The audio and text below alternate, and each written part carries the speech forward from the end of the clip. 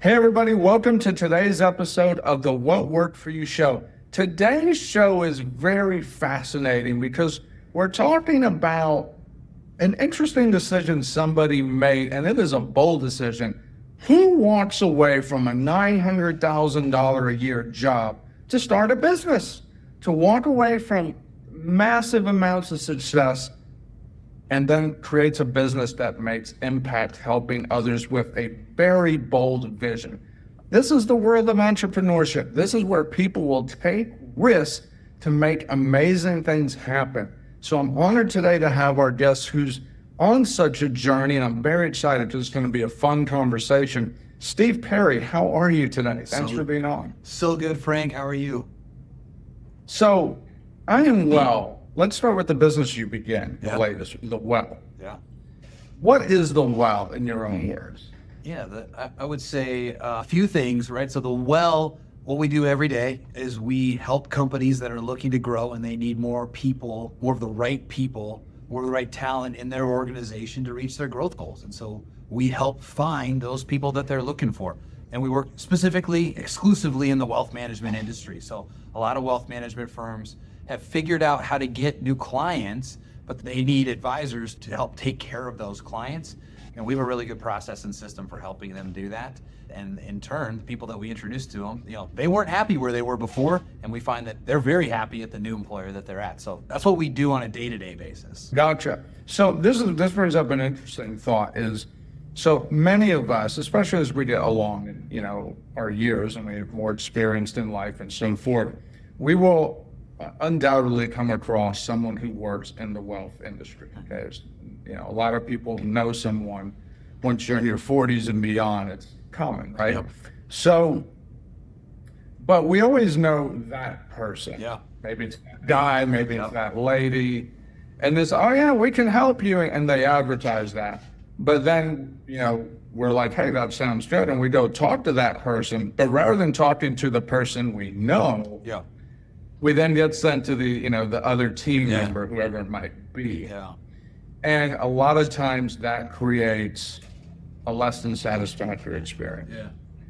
What are the things you guys look for to help minimize the possibility of that happening when finding people for these firms? Yeah, great question. And I'll tell you where I come from, right? So I come from the world where I spent 17 years in New York Life Insurance Company. And so that's a model where that advisor, they wear all the hats, right? So when you say, I know a guy or that gal is your person, right? They may have an assistant, but essentially they're wearing all the hats. They're doing the marketing, the prospecting, getting out there. And then they're actually, working with the clients day in and day out, up front, putting the initial plan together, and then on a regular basis, updating the plan and, managing the assets and the funds and all of the other things, right? So that's a great spot for a client where they're like, I want my guy or I want my gal, and it's the same person.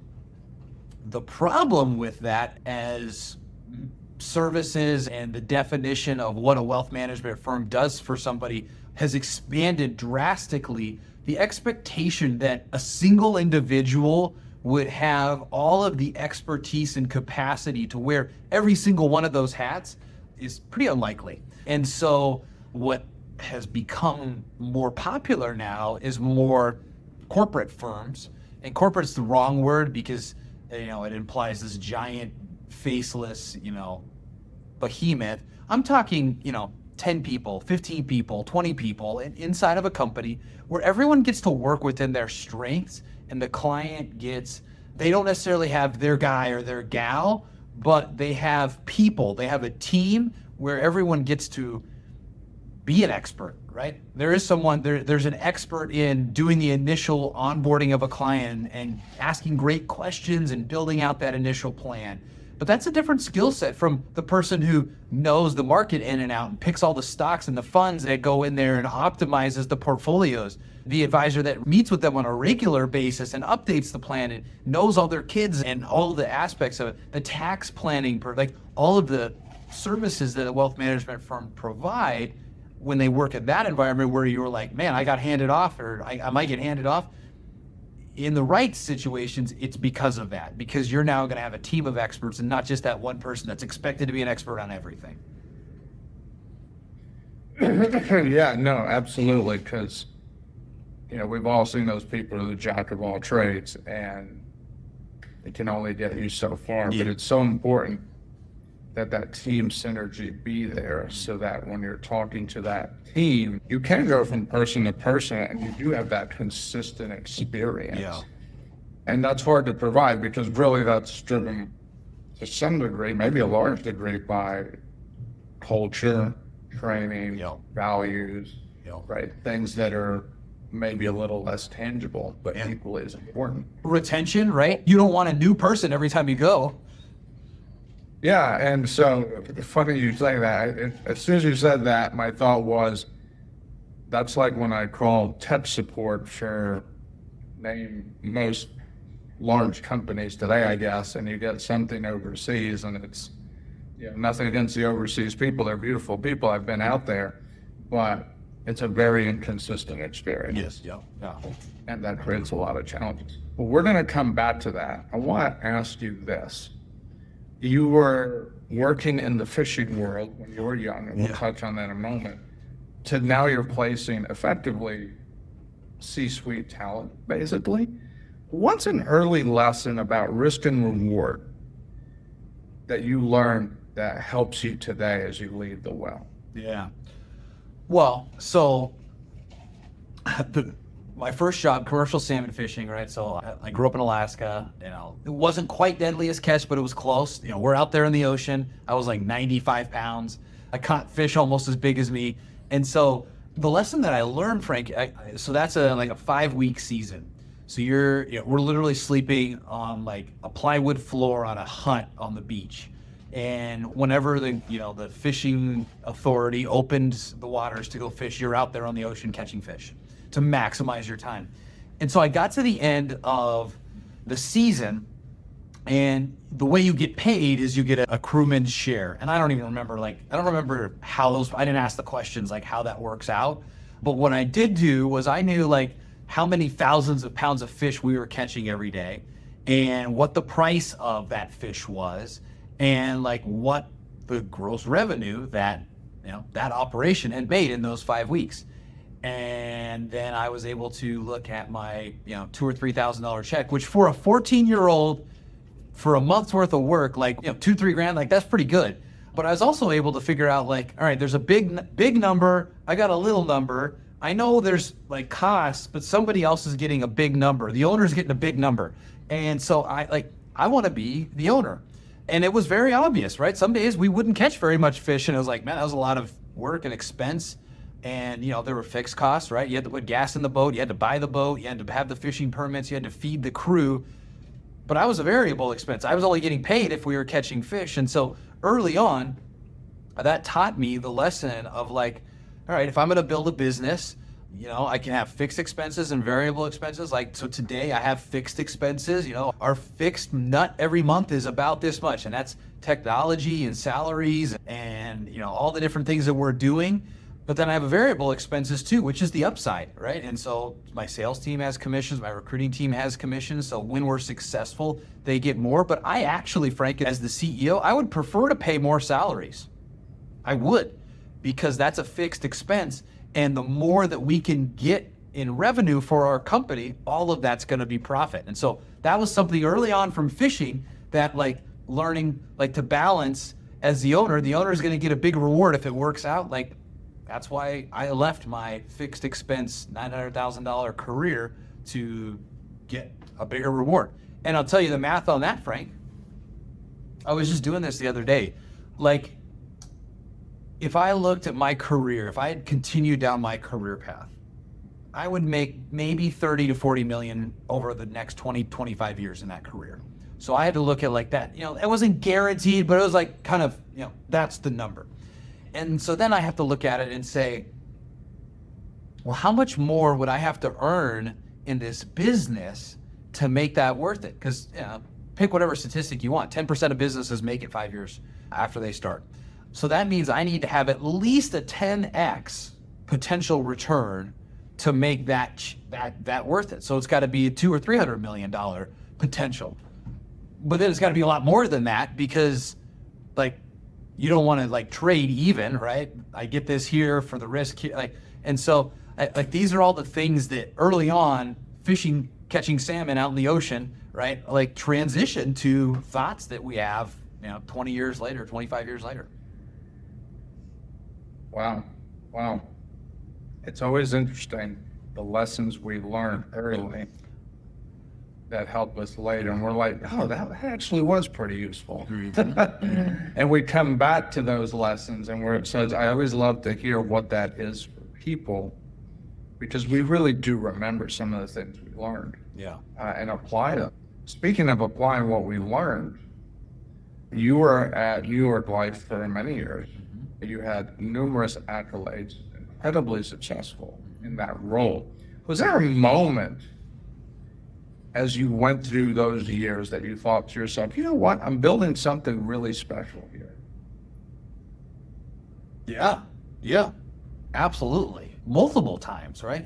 When you're getting those awards and those accolades and seeing your name on the top of those, whatever charts, whatever you're chasing or whatever, like if you're any kind of a leader at all that has any character, you're realizing it, like it's not you. Your name is representing the hard work of a bunch of other people.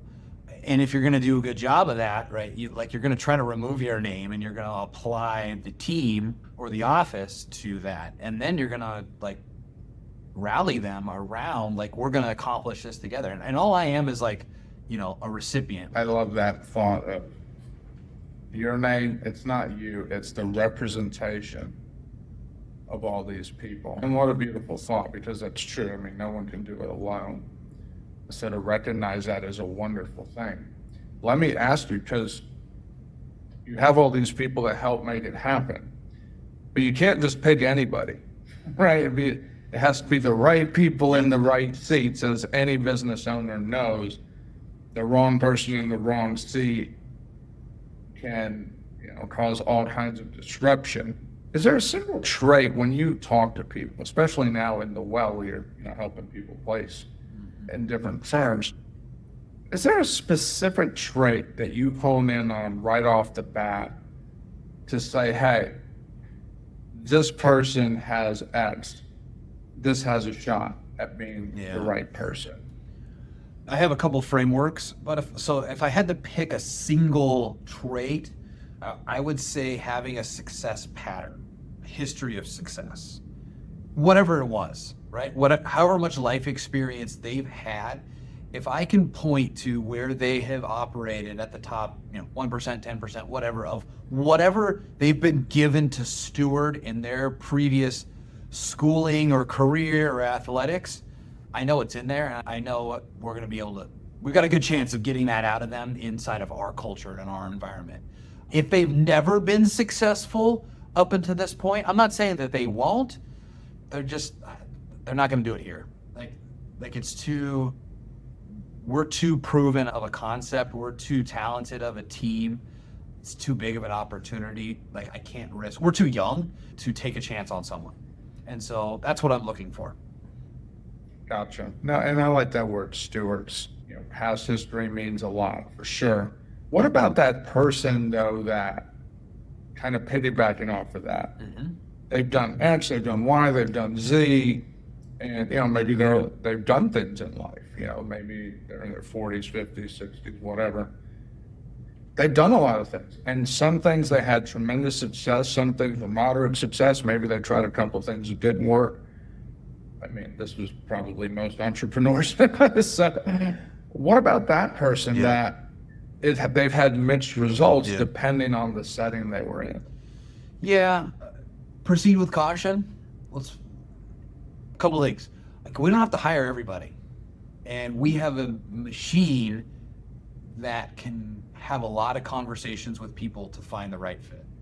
And so first off, if I'm hiring internally, like, if there's got to be a values alignment. If there's a values alignment, that's gonna earn someone a lot of conversation with us. And our values as a company are excellence, faith, family, generosity, and growth. And I can tell you what every one of those means to our company. And I need someone to be able to articulate what all those things mean to them before we can find alignment. If we have that, and we start there, Frank, if we have that, And there has been mixed results in the success. We're gonna figure out why. Was it that the role you were operating in was too broad for your gifting? And if so, does your gifting align and fall right into the tranche of what we're needing someone to do here? And if so, we're gonna have more conversation. Even though we're a startup, it's super difficult, but I try to keep the scope of responsibility inside of our company as narrow as possible so that we can find divinely gifted people who have been divinely gifted in a specific area where they can spend 80 or 90% of their working hours in that. We're going to get outsized results and they're going to be happier. We're going to keep them long term because they just love that. I'm not a work on your weaknesses kind of guy. I'm a spend more time working in your strengths because you only have a limited amount of life, and like it's going to be a lot more enjoyable and you're going to be a lot more impactful in what you're doing if you can do that. And so if there was a misalignment where there wasn't success before and it was because of that, and they have been successful where they got to operate in their gifting, then we're going to have more conversation. I love it. Yeah. Well, and that's true. Some people, they've had a lot of success and then they maybe got out of their lane. And I could say I've done that firsthand experience. Yeah. I've had lots of it, and then I got in a lane where could I do it? Yeah. Could I be good at it? Yeah. Was it my lane? Heck no. Yeah. And the results were clear. Yeah. I mean, they weren't bad, but they weren't what I had done in other lanes. Yeah. So let's talk about briefly, kind of piggybacking off of that. You're talking about a startup, you're building some things here. You have a goal in place in 100,000 people by 2030, Yeah. which is 5 years from now. Yeah. What did your team say when you told them this? They probably don't believe it. Okay. I can't get any of the math to get there. I don't know how it's going to happen, which is exciting for me. Like, if I knew how to get there 5 years from there, like, it's kind of boring. Like we're going to work a plan that we know can be done and we have the gifting and school and skills and talents to do it now. No, we have to grow. Like, that hits really all of our values as a company, right? Like, excellence is relative, right? The level of excellence that we're going to have to operate by 2030 to be able to do that compared to 2025 is astronomically different. Faith, that's probably the bottom line one. Like, I didn't come up with that, right? That's a faith-driven number and vision, and it's like gonna have to have God math sprinkled over all of it. And then growth, like the type of people that we have to become and the type of people that we have to be able to attract and bring into our organization to be able to get there, we gotta be growing every single day. And so that vision and the attainment of it aligns with the values that we have to live out to get there. I love that. So there's two things that really struck me. A lot of that struck, but two things in particular, and it's how you started, how you ended. You ended with growing every single day. Every day. But you started by saying, I don't know how we're going to get there, but that's exciting. For most people, that's terrifying. How did you flip from terrifying to exciting? Is that all a function of faith, or was there it is all faith. Frank, I don't know that I'm the guy that's going to get us there. Like, it's very likely that there's going to be a president or CEO of our company that has to come in the next couple of years because I can't grow, or I'm not called to grow that fast in that area. And I'm okay with that. I am open to that. And so I would say faith, I would say humility, where I don't have to have my name on it. And let's be real, like 100,000 placements by 2030 means, at our current pace, that's $2.7 billion in revenue. It's not my money, it's God's money. And he didn't pass it through my hands for me to consume and use. I've already lived that life. I've had bigger, more expensive things than I've ever thought I would multiple times over, right? I've already had that. I don't need that. Like, my hands are like this, like they're wide open, and then just stuff just goes through them, and like I get to kind of shuffle it to where I feel like these people are going to steward it best, with it. So, that's just where my head's at on it. That reminds me of something one of my coaches said to me once. He said, And he wasn't speaking specifically to me, but I was in the room and he was just saying, you know what? I hope you hurry up and get that car, get that house so that we can get that done and get on the living. Yes. Yes. And I thought that was such a Yeah. fascinating thing Yeah. because most people are looking for, some people call it the American dream. Some people say, no, it's not the right representation, but whatever, the house, the car, the perfect life, all that. So let's back up a minute and let's talk about how we got there. You were a teenager when you became a commercial fisherman. You were telling me before the show you were 14. Yep. Like, I'm just curious, what were you thinking as a like my 14-year-old was like, hey, let's go play head spots. You were like commercial for granted. The head spots didn't exist when we were 14, but you got the idea. Yeah. So I think it was a function of the family that I was blessed to grow up in. My dad went to the Naval Academy, retired as a lieutenant commander. My mom was a stay-at-home mom, me and my younger sister. And my dad went into reserves, and so he worked a civilian job, mid-level human resource manager for most of his career, made $60,000 a year. And their number one priority, Frank, was to send me and my sister to the best private Christian school education that Anchorage, Alaska had to offer, which costs $15,000 to $20,000 a year. So they were spending like 25% of their income sending me and my sister to this school. So that did two things. Number one, it meant that we didn't need anything. Like we had all we needed, but we didn't have anything we wanted, or very little of what we wanted. But we were in an environment where we went to school with most of the kids who had everything that they ever wanted. And so it taught me this great balance of like, I can see, like this big thinking, like I could see like all their parents were the business owners and the leaders of town. So I got to see that, and they were all my friends, and I was at their house all the time, right? But like, if I was gonna have that, I needed to go to work. And having that was not, driving a Mercedes, to school at 17. Having that was, could I have the same basketball shoes that the rest of my team had so I could match them and not be the only kid on the team that didn't have that basketball? Could I go to basketball camp? Because my parents couldn't afford to send me. And so, was I going to wear the same clothes that I had last school year, or was I going to be able to buy clothes that fit me, for this school year? And if I wanted those things, Frank, I had to go to work. And yet, I did all of the sports. I had friends, I played in the summer. And so I had to figure out a way to hack that, where I could still do all of those things and make enough money to be able to afford to do all of those things. And working for what someone else was going to pay a 14-year-old an hour, that math wasn't going to work. And so I had to figure it out. So the first step of that was the fishing. So you did the fishing thing. Mm-hmm. You're making money now to pay for some fun stuff. You learned the math that, hey, wait a minute, I'm getting a small piece of that. So you said, let's be an entrepreneur. And you started what I saw as Perry Pavement Services. Perry Pavement Services, yep. And so what was it when you saw that math from owner to what you were making that said, hey, let's try our own business? And I'm just curious, and part of my ignorance, I do real estate, I do construction. Isn't the pavement really cold in Alaska for a lot of the year? Yeah, so Perry Pavement Services was, great question and great segue, right? So because the winter is so harsh there, right? Freeze thaw cycle, rain, ice, right? There's no concrete driveways because they just crack and get destroyed. So everything's asphalt and it's heaving and it's crumbling apart. So everybody there seal coats their driveway like every 2 years. And so my dad, later that summer after fishing, he's like, hey, we got to seal coat the driveway this year.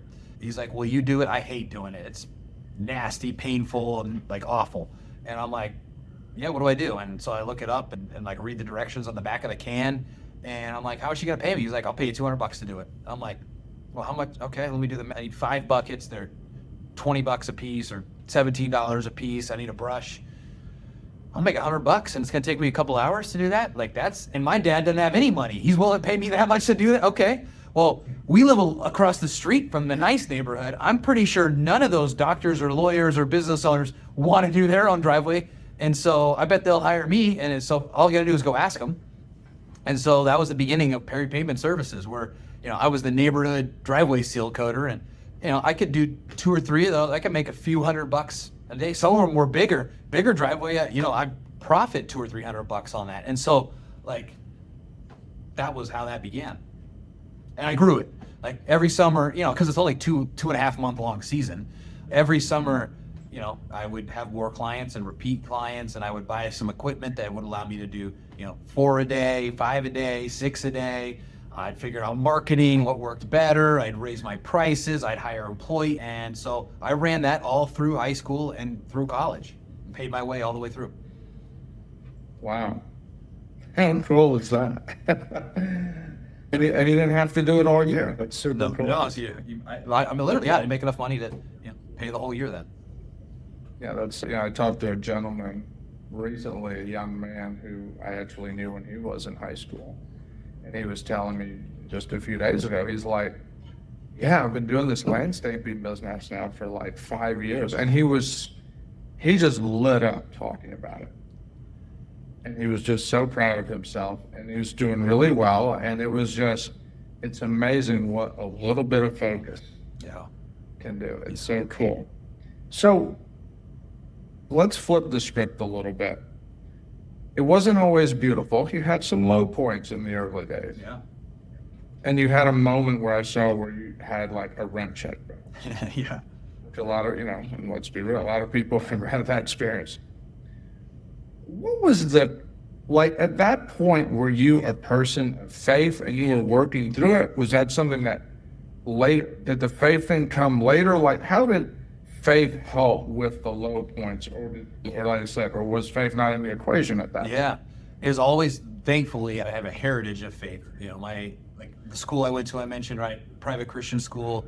The church we went to was like on property, so I was like 7 days a week, 12 hours a day at that place. My dad was an elder. My mom, spoke or sang on the worship team. We were always there. So that was always, no, certainly I had my wanderings and my own, coming to my own faith, but it was always a piece of that. And so kind of 2 parts to your question there. I remember, so I always tithed, and then I knew there was generosity beyond giving 10% back to your church. And so I remember I went to a fundraiser one time that my dad invited me to, and I was probably 22, like a couple of years into being a financial advisor. Certainly didn't have a book of business that was producing regular income. It would come in fits and spurts, and frankly, part of that was my own lack of discipline, where I would make 10 or 15 grand in a month and then take a month off and go on vacation, and that has its own challenges. But I remember I went to this event, and it was these people that were serving as missionaries in like Siberia, in Russia, like villages, long, like airplane rides, like long ways away from any civilization. So they were raising money, and so I was like, well, I need to support these people. Like I get to be here in America and run a business and build wealth. Like I need to be able to support. So I committed to giving, and I don't remember what it was. It was probably $300 a month, which, at that point, that was like my rent. So that was a good chunk. And in my mind, I'm like, I don't have more than $1,000 in my bank account. I'm committing to this. But like what I reconciled in my mind, Frank, was faith. It was like, if I'm committing of like being obedient and giving this to God, one of 2 things is going to happen. Either one, he's going to provide, and I'm going to be able to do it.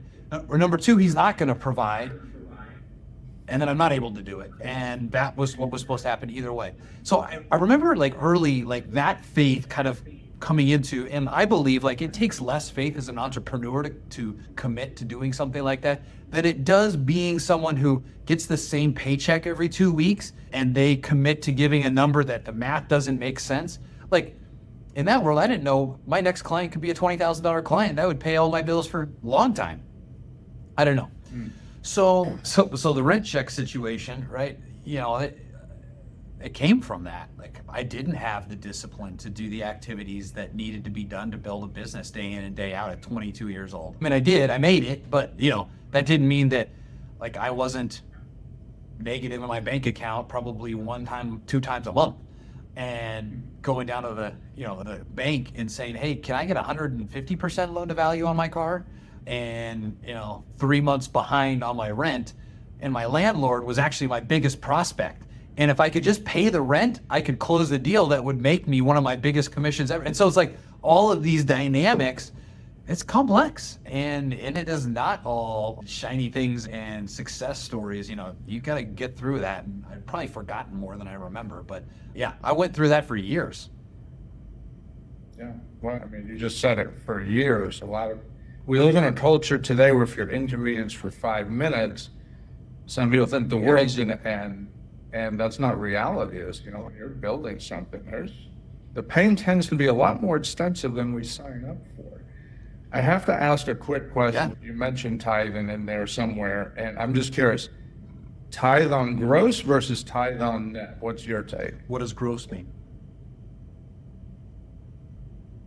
Just gross revenue, or is it gross profit? Yeah. I don't know. Yes, great question. You're seeing these debates, and I'm always like, I'm just curious. Yep. So a couple of things, and there's a very, very talented young businessman in church, at my church, and we sang on the worship team together this weekend. And between services, we were sitting and talking, and I was asking him how business was going, and he's crushing it. And we literally had this conversation. So I just had this 3 days ago. So the advice that I have been given that I gave to him is, if you're running a legitimate business where you have a business account where you pay your employees and you have revenue come in and out and all the expenses, and you pay yourself out of that, you tithe on whatever that gross amount that comes over to your personal account is. Because eventually, whatever is real income, real profit, is going to come over to your personal account. And it may come in regular salary payments, and you give 10% of whatever that gross number is. If that's $100, you're going to pay some taxes, you're going to pay your rent, you're going to do all your mortgage, everything, but 10% of that. And then you're going to get quarterly or annual profit distributions that are going to come from there and go over here. If they stay in the business and they get reinvested, they're getting reinvested to create more revenue and more profit in the future that will ultimately come over to you. Now, that's my take on it. That's the advice I've been given. That's been what we do. Frankly, I haven't taken any money out in the last 20 months. And so it's been hard for me because I want to support our church. I want to tithe on that, but there's nothing to tithe on. And so, my wife has some incomes that we get to tithe. So anyhow, that's what I would say. Now, we also, out of the business, we do generosity, right? So we support different organizations and ministries out of that. That's a business function, though, not a personal Perry family, personal Steve Perry relationship with God, obedience, and tithing thing. I love it. Fascinating. I love hearing the perspectives, because it is one of those things that's kind of like there's a best, the best, the best. So, no, I love that. I love that perspective. When did you, in this journey, then go work for New York Life? Yeah. So you almost hit it earlier. You're like, that's only like a couple months a year that you could do that. So I knew, beginning with that in mind, I want to have a family. I want my kids. I want to have that. And so if you live in Alaska, you put up with 9 months of miserableness, dark, cold, nasty, whatever, so that you can enjoy your summer and just go hard all summer. Well, if you own a seal coating company, you're working 16 hours a day whenever it's sunny, trying to make enough money and get it all done. So I knew long term I didn't want to live that lifestyle. And also, anyone in the seal coating industry in Alaska, in the winter, they're pushing snow, which means you're working all night long, or you're building houses, and no one wants me to build their house. And so I knew I needed to do something that was entrepreneurial that would allow me to produce all year round.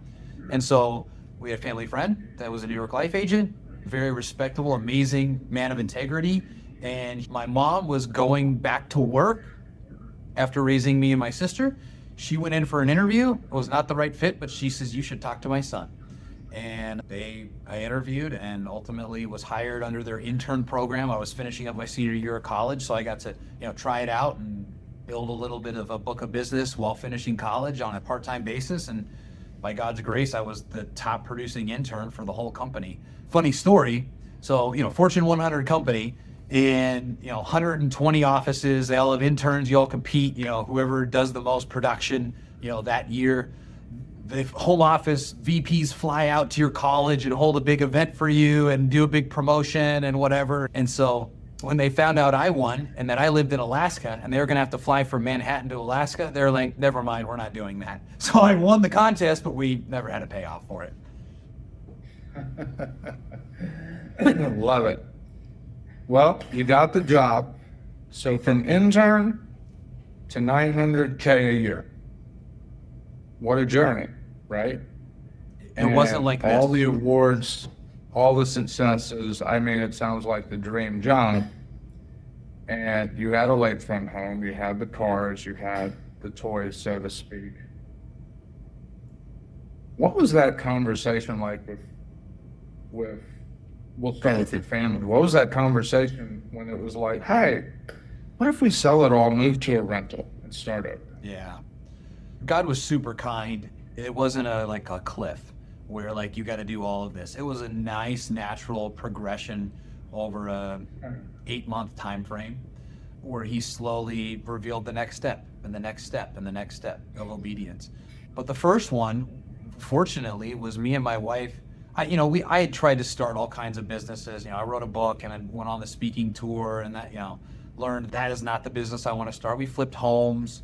We did all kinds of stuff like on the side to try to scratch that entrepreneurial itch while working, this executive role.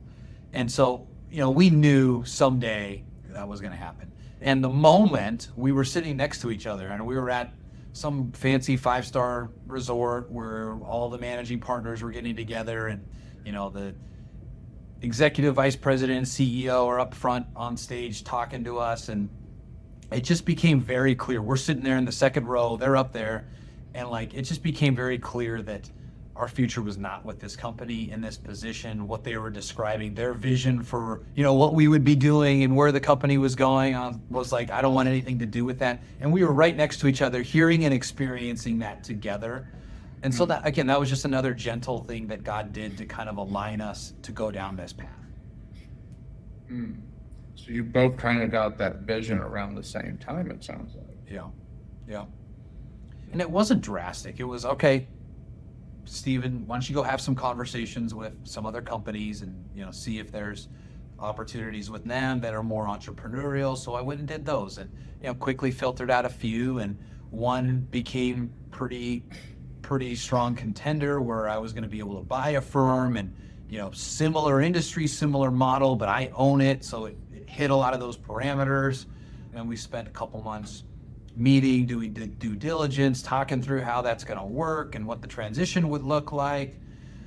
And so it was all gentle and sweet. And it got to the point where, it was September. So that first meeting was April and we got to September and I had a great relationship with my boss. And I said, hey, I want to give you a heads up. I probably won't be here at the end of the year. And he said, okay. He's like, are you sure? And I'm like, no, I'm not quite sure yet. He's like, all right, let's get together in 2 weeks. And in 2 weeks, you can let me know for sure.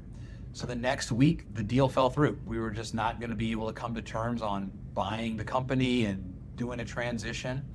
And so the next week, I came to go meet with my boss. And, the conversation from my end was going to be I need to resign. When do you want me to do that?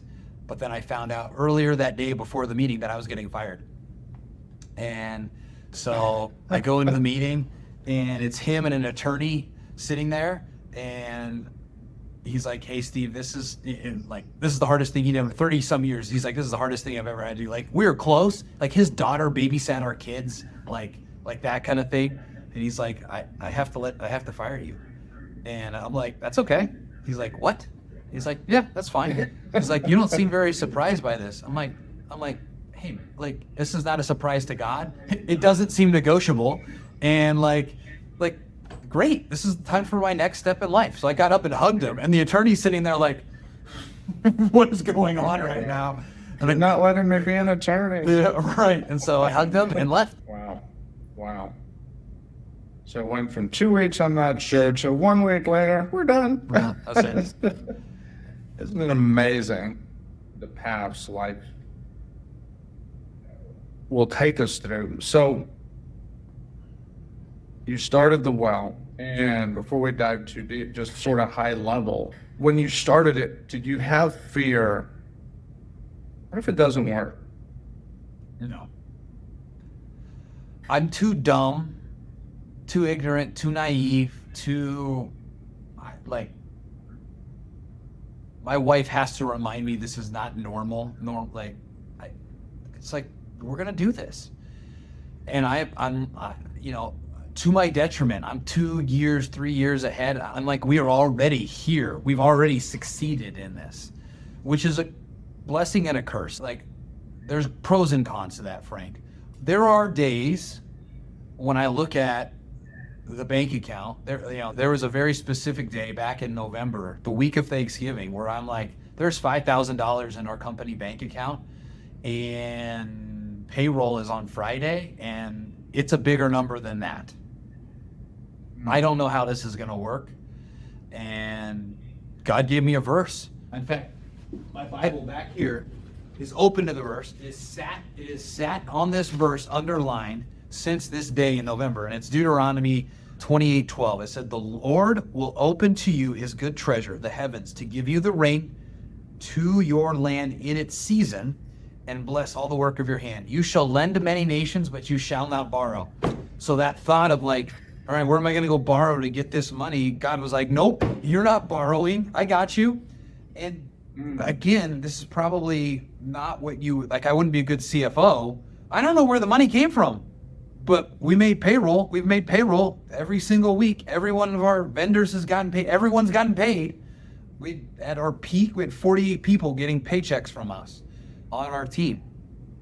And that's all God. I love it.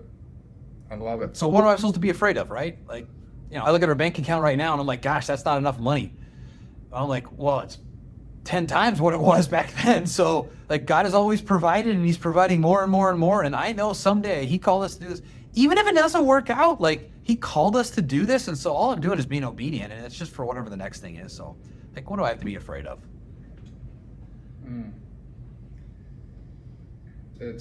It reminds me of that verse where, and we've all heard it, right? If God has swore, street to me against us. Mm-hmm. And I remember reading this little book called Words by Pastor Hagen, who's, passed many years back. And he said something that's so true, but it's so funny. I literally laugh every time I read it. And he says, well, if God's for us, what does it matter who's against us? And it's so simple, but it's to put it in practice in the heat of the moment can be challenging, right? And that's the key. And so, I love how you share about obedience, and because of that, you don't have to be afraid. Yeah. What tremendous. So let me ask you, Frank. Let me try to be a little relatable here, though, because I know that probably does not resonate with a lot of people. Like, just because I'm not afraid doesn't mean that I don't wish it was different. So can I just be transparent? Like, give you like real life story right now. Mm-hmm. So my daughter's sitting back there because she's sick. She's not really sick. My wife, a few days ago, had to hop on an airplane to go fly down to Arizona to go take care of her aunt. My wife's, she's a single child, divorced family, no siblings. Her mom and her mom's sister, they don't talk to each other. Her aunt never had kids, never got married, in her mid-70s. And so my wife is like gonna be caretaker for both of them. So aunt had hip replacement surgery, not doing good. And then now we find out like she's progressed to like stage 3 or 4 dementia. Like, my wife's got to go down there and get everything squared away and move her up here. My daughter, again, she's not sick. She had a stomach ache and a headache yesterday because like this is a lot of change. Like, a lot of things are going on. And so she's like, I don't feel good. So I'm like, all right, just come to work with me, baby. So I'm running a business, daughter here, running podcasts, and like, this is going on. Like, in a past life, I had a house, a gorgeous, huge house where we had plenty of extra bedrooms on the main floor, where Aunt Karen could come live with us and live there comfortably. We could pay for people to come in and help take care of her. We had all to do that. We don't have that right now. I wish I had a home for my family. We are in a rental house that there is nowhere that this lady can stay.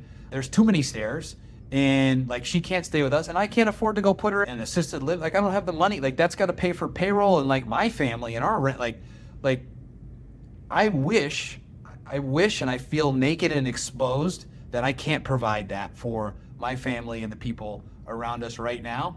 I wish I could pick up and fly my family down there to be with my wife and take, like, I can't afford to do all that right now. I got to be a good steward of what I have. So while I'm not afraid, that doesn't mean we're not going through all of the things. And that every business, and that's like, people go through way worse things than that.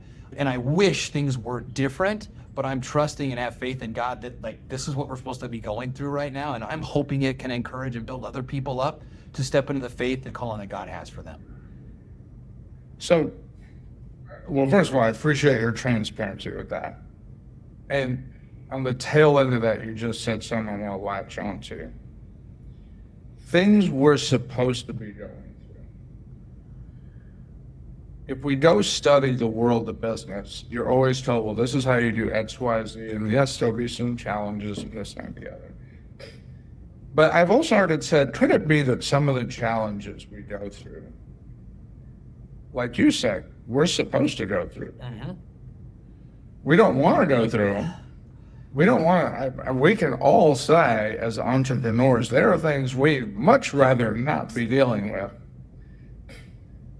But we not only do we need to go through them, we have to get to where we want to go. And the crazy part about it is we don't even know what we have to go through. How do you manage internally as an entrepreneur that simple thing? Because it's easy for, some people say, well, I don't have faith in God. Okay, they believe in themselves, they believe in the universe, they believe in whatever. So regardless of whatever, whoever the listener's belief system is, if we could generalize it, it's like, hey, I gotta go through X, Y, Z, whether I like it or not. What gives the drive to get through that? Yeah.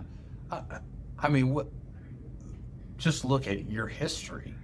Like, where you are today is a product of what you've been through before. And so the pain that you've gone through, the struggles you've gone through, and however you got through them, they taught you what you now are able to do today. Like, we learn so little from, people telling us and teaching us things. Like, most people are pretty dumb. Like, they got to learn the hard way. They certainly do. And that's okay. Like, because you're going to learn it better. And then you have a really good chance of not making that challenge or going through that challenge again. And so, like, I just look at it as a good thing. Like, whatever challenging thing I'm going through, that's building. And this, we don't need to go into it, but I wrote a book on capacity and how to build capacity. The premise of the book is that stress is a gift from life telling us we need to grow. And so the stress we're experiencing today is allowing us to build capacity to be able to handle that same situation in the future. And if we do it right, help other people with that, which is what I think a lot of it's about. Yes. No, it's funny you mentioned the stress, because I was going to ask you, somewhere as I was preparing this, I saw that you mentioned something about stress is a gift. And I was like, yeah, if you go and ask 10 people, they're probably not going to say that. Maybe one or two will. How does that person, regardless of where they are in life, realize, oh, you're stressed? Good. It's a gift. Yeah. How do we learn that skill? It's a hard skill for a lot of people. Some people never learn it. But maybe a lot of people never really learn it. Yeah, I will say, like, you're probably not going to realize that when you're going through it. So you have to have picked that up somewhere by listening to Frank's podcast, like, before and heard that, or you'll remember back to that, or you'll, like, remember it in the future, or you have someone that is a really good friend that doesn't tell you what you want to hear, but what you need to hear, and you've allowed them to do that, and they'll tell it to you in the time. But, just figuring that out while going through it's probably not going to happen. You're probably going to have done some pre-work, or you'll do some post-work that'll allow you to realize that. And then the next time you go through it, you'll be able to benefit from it. Yeah, no, for sure. Let me ask you this. Some people, they want to be business owners. Some people dream of being that serial entrepreneur that owns however many businesses. Some people want to make a massive impact on the world. Some people just want to make an impact in their community. Some people just want, quite honestly, to have a great career doing something they enjoy. And some people are just satisfied doing a good job at work and then come home and do family and they're satisfied. All different levels of satisfaction available for different career paths. For somebody who's either young or maybe we answer this question both ways. For that young person who's getting into their career, or that person that maybe they've been in their career, whether they're an entrepreneur or an employee for 20, 30 years, and they're looking for a next level of fulfillment, what would you say to them? Go read Living Forward. Michael Hyatt wrote the book, Living Forward, and it has you build a life plan. And I think it does a phenomenal job of helping you prioritize and identify what you want your life to look like in the future, and to walk you through how to do that. You do an exercise where you basically role play your funeral, and you have everybody that you want to speak at your funeral get up there, and you write what you want them to say about you. You identify the most important aspects of your life. You rank them in order. You write what your current situation is, and you write what you want your future reality to look like, and you write it in present tense. My wife and I did that back in 2017, and that has been an incredible guiding force for all future decisions that we have made. The earlier you do that, the better. And that will help guide you to, should you start a business? Should you be an entrepreneur? Should you be an intrapreneur? Should you have a partner? Should you be a solopreneur? Do you want to build a business or just a job that, you own the business? Or should you be an employee, which 90% of people should be employees. It will allow them to maximize their gifting and work just specifically in their gifting. I love it. And you said it's called Living Forward. Who was the author? Michael Hyatt. Michael Hyatt. Check that out. And that's a great exercise because it really brings perspective to everything. Everything. Speaking of perspective, let me ask you one more thing. It's 2030. 100,000 careers are now launched. What's going through your mind? Well, we've probably just taken our company public, and I am navigating two things. That is partnering with people on the ground in some of the hardest to reach places in the world that are sharing the gospel, and figuring out what the best way to provide them with the financial means to do their job is, and telling our story to other entrepreneurs, faith-driven entrepreneurs in America, and helping them do the same thing. Love it. Love it. Love it. Okay, I confess, I do have one more question. Because it hit me as you were saying that. And it's the question I think I've learned early in my entrepreneurial career. I did not ask this enough, not even close enough, because you get so excited about what you're doing, you're going to build this and that and yada, yada. But as I've been a business owner for many years now, I've learned this is actually my question I should have asked more early. In 2030, in your scenario, what is your family saying? I hope they're doing all of those things with me. I hope my wife is a little bit different. My wife's passion is for the incarcerated and helping them in their lives to reclaim their life, to find hope in Jesus. So she has her master's degree in social work. So I hope she's getting to do that at a high level all around the world. And I hope my kids are working in their giftings and have launched their own businesses in their teenage years and are getting to travel around the world with me and see an incredible perspective and a side of the world where kids do not have the same privileges that they do. And they're developing a heart themselves to serve those people. Love it. Love it. Well, Steve, this has just been, I love the heartfeltness of the conversation because being an entrepreneur is challenging coming from a level of success you had to starting over effectively to do and to do it fearlessly and obedience. I mean, that's not only is it admirable, but it's a testament to the power of what can be achieved when we set our mind to it. For someone like yourself, myself, faith-based people, but not everyone's necessarily faith-based. They can still accomplish similar type things, right? Yeah. So I want to thank you for being on. I mean, it's been a wonderful conversation and just refreshing to hear some of the perspectives. So thank you for sharing. Yeah. And for those of you that maybe are interested in the wealth management industry, you may want to have a conversation with Steve. So all his information will be below in the description. He mentioned that he wrote a book, and we didn't talk about that today, but we'll have to link to that as well, so you can check that out. So Steve, I want to thank you again for being on the show today. It's just a wonderful time. Can you leave us with a final word? I would be remiss. I mean, Frank, I am a beneficiary of a lot of your hard work.